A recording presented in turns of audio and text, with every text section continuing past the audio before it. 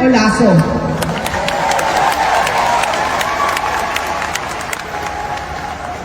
Kapag binoto niya siya, alam niyo ito si Kimmer, kawawa ito ba? Hindi siya pumirma sa impeachment ko.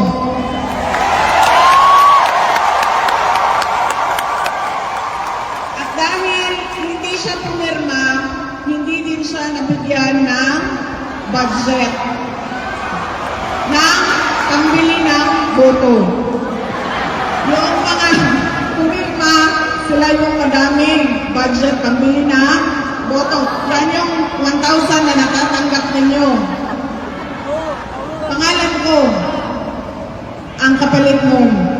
Sinira nila ang pangalan ko para sa pambili ng boto. Ito kawawa kasi hindi pumirma, hindi binigyan ng boto.